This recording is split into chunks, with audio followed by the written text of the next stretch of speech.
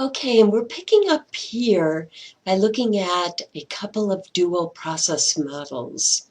And this first one is called the elaboration likelihood model. This is Richard Petty's model. So Petty's model, which applied to marketing, goes like this. Just as the name implies, consumers are sometimes likely to think about and elaborate on ads or other persuasive messages, and sometimes not. When they think about or elaborate on it a great deal, they tend to use what Petty calls a central route of processing. Conversely, when consumers' involvement is low, or their ability to think is low because of something else like maybe distraction or time pressure, they are likely to take what Petty calls a peripheral route of processing. So in this case, they focus on peripheral cues, superficial information that makes it easy to form an attitude without much thought. So good examples of peripheral cues are something like an attractive or likable spokesperson, positive mood, or colorful packaging. In short, consumers who take a central route tend to seek the stake, the strong, rational arguments. Those who take a peripheral route of processing seek the sizzle, like packaging colors and images, celebrity endorsements, attractive models, entertaining music, etc.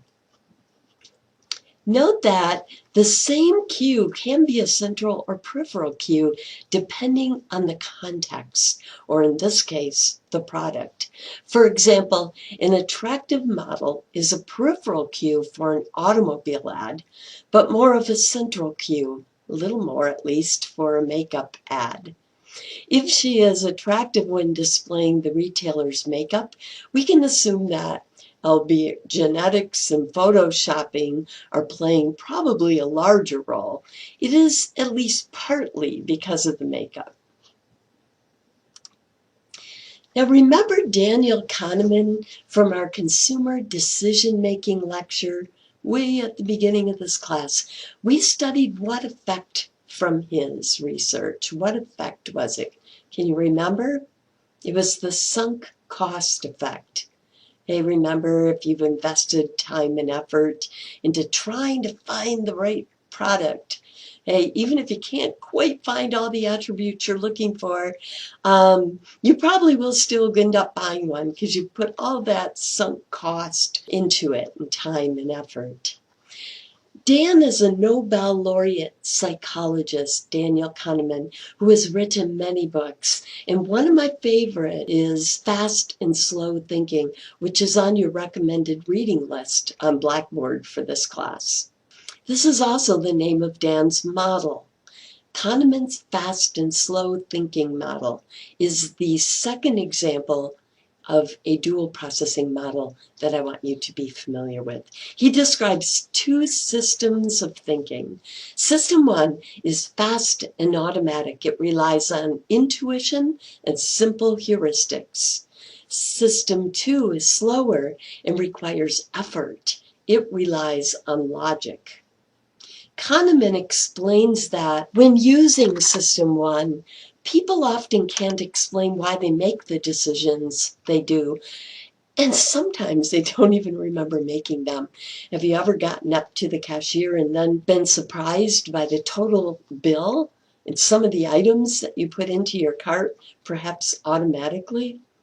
Psychologists Nisbet and Wilson demonstrated this feature of System 1, or fast thinking, in their classic stocking study. This is such a cool study. So consumers were shown 4 pairs of stockings and asked to feel each and then to choose the pair that they liked best. The 4 stockings were arranged from right to left on the table, with the arrangement randomly shuffled between participants. And the results showed that most consumers showed a preference for whichever pair happened to be placed in the rightmost position. However, when they were asked why, participants were unable to explain it. Most of them said they thought the pair was higher quality, but they couldn't explain why they thought this. Actually, the consumers were tricked. Each one of the stockings were identical. In this case, the experimenters prompted System 1 by presenting a problem that was too difficult to solve using System 2. They all looked and felt the same. So people just used System 1, presumably the recency simple heuristic. Recency, given that people generally studied the stockings from left to right. The farmost right one was the most recently experienced. Again, when people make decisions with System 1, fast thinking, they often can't explain why they made the decision, and sometimes they don't even remember making them.